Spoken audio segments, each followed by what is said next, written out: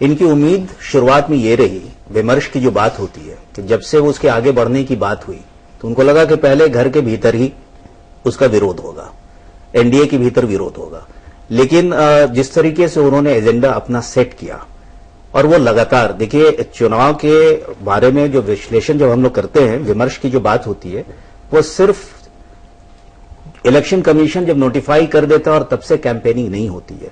फर्क ये रहा है कि उसने कैंपेनिंग बहुत पहले से शुरू कर दी थी और उन्होंने ऐसे सारे मुद्दों को, जो देश जिस समय सवाल पूछ रहा है, हर जनता जो आप कह लीजिए उनके जहन में जो सवाल है, उसको बहुत हद तक अपनी समझ से, मैं ये नहीं कह रहा हूं कि वो परफेक्ट होगा, लेकिन अपने समझ से उन्होंने समझाने की, बताने की, अपने नजरिए को बताने की कोशिश की है। गवर्नेंस की बात को ले ले तो ये चीज कहीं और देखने को नहीं मिल रही। जो थोड़ा बहुत अगर कोई जवाब उस स्तर पे आके दे पा रहा है तो वो सिर्फ और सिर्फ राहुल गांधी है। बाकी उनके सारे ओपोनेंट्स, उनको सिर्फ कांग्रेस से नहीं जूझना पड़ रहा है, उनको बाकी सारी रीजनल पार्टी से जूझना पड़ रहा है। वहां से आपको गवर्नेंस का एक दूसरा कोई मॉडल नजर आता हुआ नहीं दिखता है। कोई बात वो कहते हुए नजर नहीं आते हैं। एक सवाल के साथ पूर्णिमा जी आपके पास आऊंगी कि ये हम लगातार ये बात कर रहे हैं कि मोदी आगे हैं, मोदी ने इस खेल के, इस कैंपेन के, इस चुनाव के नियम सेट किए हैं, तो जो भी कुछ इस चुनाव में चल रहा है, चाहे वो डिस्कोर्स ही हो, चाहे वो शालीनता ही हो, चाहे वो स्ट्रेटेजी ही क्यों ना हो, क्या मोदी वो सेट नहीं कर रहे? नहीं, थोड़ा सा मोदी जी की रिस्पांसिबिलिटी इसमें बाकियों से ज्यादा है, क्योंकि शुरुआत उन्होंने कहां से की थी? 2G 3G जीजा जी, मां बेटे की सरकार, शहजादे, तो ये सारे संबोधनों से जब आप शुरू करते हैं तो फिर वो अगला अपना डिफेंस मैकेनिज्म उसी हिसाब से तैयार रखता है और फिर अटैक को उसी मोड में करता है। एक इसमें मैं थोड़ा सा पीछे ले जाना चाहूंगी। 2004 के इलेक्शन हुए थे जिसमें कि वाजपेयी जी का चेहरा सामने रख के एनडीए ने लड़ा था चुनाव। उस वक्त हमको ये तलखी नहीं देखने को मिली थी। और उसके थोड़ा पहले आप जाइए, जब पार्लियामेंट का अटैक हुआ था 2001 में, तो ये अटल जी ने पार्लियामेंट में स्पीच में ये मेंशन किया था कि सोनिया जी ने सबसे पहले उनको फोन किया, क्योंकि उन्हें शायद ये खबर मिली थी कि वो उस वक्त वहां हाउस में थे, तो उन्होंने पूछा कि आप तो कुशल हैं, आपको तो कोई दिक्कत नहीं हुई। तो उस वक्त जो एक पर्सनालिटी का डिफरेंस होता है, वो दोनों पॉलिटिकल राइवल, ध्रुव विरोधी जिसको कहते हैं थे, लेकिन अपने पर्सनल रिश्तों में ये एक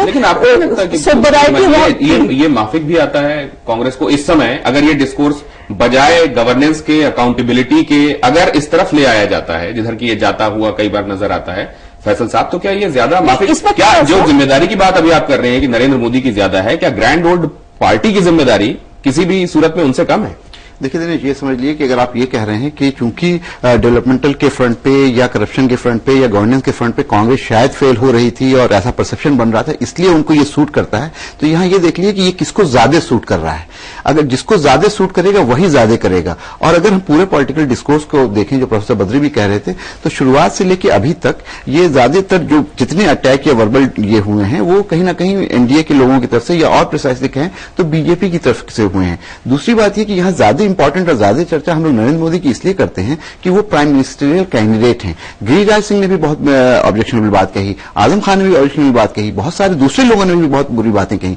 लेकिन चूंकि Modi ji prime ministerial candidate है, चूंकि मोदी जी उस पार्टी से आते हैं जो ये दावा करती है कि पार्टी विद अ डिफरेंस, चूंकि मोदी जी ये कहते हैं कि हम एक मर्यादा को लेकर के आगे बढ़ रहे हैं, कहीं ना कहीं भारतीय संस्कृति की बात करते हैं, उसी संस्कृति से जोड़ के ये कहते हैं कि बेटी तो बेटी होती है। जब इस तरह की एक चीज आप बना रहे हैं मॉडल, और उसके बाद जब आप नीचे लाते हैं चीजों को, तो ये सोचना होगा कि किसको ज्यादा सूट कर रहा है। टेप रिलीज किया गया, उसके पीछे क्या मंशा थी, तो कहीं ना कहीं इसमें पूरा पॉलिटिकल डिस्कोर्स है, इस बात को समझ। लेकिन जो आप बात कह रही थी पूर्णिमा जी, इसमें दोनों जोड़ दें तो बात यह है कि किसको ज्यादा ऐसा करना सूट करता है। नहीं, एग्जैक्टली आप अगर कांग्रेस का कह रहे हैं ग्रैंड ओल्ड पार्टी, उसको थोड़ा सोबर दिखना चाहिए था, तो जो अभी माहौल है और इतना लंबा पॉलिटिकल प्रोसेस ये चल रहा है, तो शायद अंत आते आते कांग्रेस को भी लगा कि offence is the best defence, तो उन्होंने वो एक बड़ी सीधी सादी स्ट्रैटेजी अडॉप्ट कर ली अपनी। और इसको ऐसे देखिए कि आप कितना अटैक सहिएगा, आपके ऊपर अटैक होते होते बेस लाइन जो है, बेस लाइन है यहाँ पे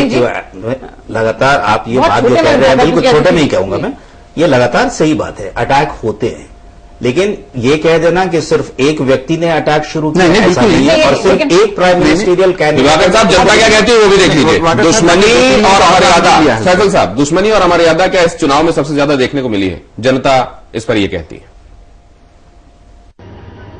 इन चुनाव में मर्यादा तो कहीं रही नहीं है, किसी भी दल ने कोई कसर नहीं छोड़ी है जो अपनी मर्यादाओं को लांघा नहीं गया है, कोई सा भी दल हो।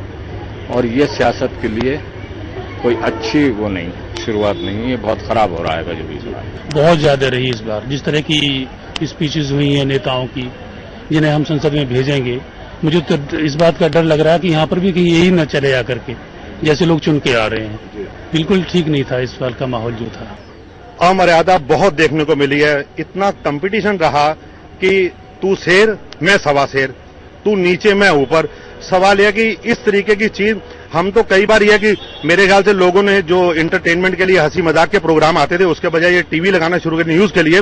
जितना इंटरटेनमेंट हंसी इससे मिलती थी इतनी हंसी कहीं देखने को मिली और तमाम मर्यादाओं को इसको हटा दिया गया है। किसी भी चीज के लिए सब मर्यादाएं लांघ दी गई हैं। दुश्मनी ज्यादा देखने को मिली है। और जहां तक मर्यादा का सवाल है, मर्यादा को तो लीडरों ने खंड खंड कर दिया, तार तार कर दिया। तो हम लोग ये तो मानते हैं कि दुश्मनी हो रही है, मर्यादा तार तार हो रही है, लेकिन साथ में ये भी कह रहे हैं कि कॉमेडी इतनी देखने को मिल रही है, ये सब कॉमेडी ही लग रही है उन्हें चुनाव में। लेकिन हम आगे बढ़ते हैं तो हम ये देखेंगे, ब्रेक के बाद हम चर्चा भी करेंगे इसके ऊपर कि क्या किसी का हालचाल पूछ लेना, कुशल क्षेम पूछ लेना अगर वो बीमार हो, या झुक के किसी के पांव अपने कहना चाहिए कि जो आप पे कमेंट करते रहे हो या जिनसे आपका विरोध हो पार्टी में, चाहे वो आडवाणी हो या केशुभाई हो, उनके सार्वजनिक मंच से पैर छू लेना, क्या ये शालीनता दिखलाता है या इसके अंदर कुछ और रीड किया जाना चाहिए? ब्रेक के बाद बात।